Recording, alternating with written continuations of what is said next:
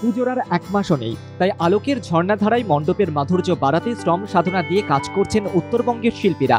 প্রতিমার অভিনবত্ব আর মণ্ডপে থিমের সংযোজনের সঙ্গে সামঞ্জস্য বজায় রাখতে বর্তমান যুগে ডিজিটাল আলোর কারিকুরি বাড়ছে।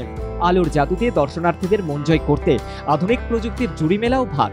যন্ত্র সভ্যতার অনন্য উপহারকে উৎসবের আঙিনায় ফুটিয়ে তুলতে তাই এখন ডিজিটাল আলোর বাজার বাড়ছে। সে কথা মাথায় রেখে চিরাচরিত আলোর সঙ্গে পাল্লা দিয়ে আলোর ব্যবসায়ীরা অভিনবত্ব এনেছেন। আর চলতি হাওয়ায় গা ভাসিয়ে কালিয়াগঞ্জের ভান্ডার অঞ্চলের শিল্পীরা দিনরাত এক করে পরিশ্রম করছেন।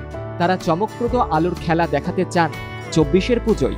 মণ্ডপের আলোর বাহারকে বিশেষ গুরুত্ব দিতে চান আলো ব্যবসায়ীরা। কারিগর থেকে আলোক শিল্পে যুক্ত মানুষের তাই এই প্রযুক্তি নির্ভর আলোক শিল্পের মাধ্যমে উপার্জনের মোক্ষম সুযোগও তৈরি করছেন।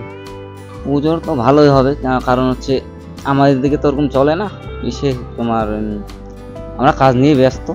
এগুলো রায়গঞ্জে দিই, কালিয়াগঞ্জে দিই, হেন্তাবাজেও দিই, তারপর গাজলে মালদাও দিই। হাতে আর কয়েকদিন বাকি, তারপরেই বাঙালির দুর্গাপুজো। পুজোর দিনগুলোতে ডিজিটাল রংবাহারি আলোর ঝলকানিতে সেজে উঠবে পুজো মণ্ডপ। তাই এখন বেশ ব্যস্ত কারিগররা। বিভিন্ন ধরনের ডিজিটাল আলোর বোর্ড বানাতে চান তারা।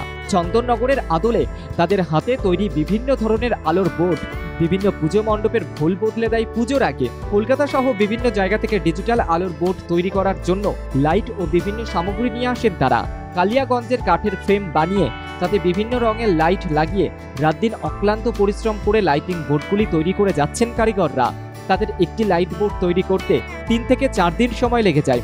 সবকিছু মাথায় রেখে আলোর খেলায় মণ্ডপ মাত করার লক্ষ্য কারিগরদের। উত্তর দিনাজপুর থেকে সত্যেন মহান্তের রিপোর্ট, বাংলা জাগো।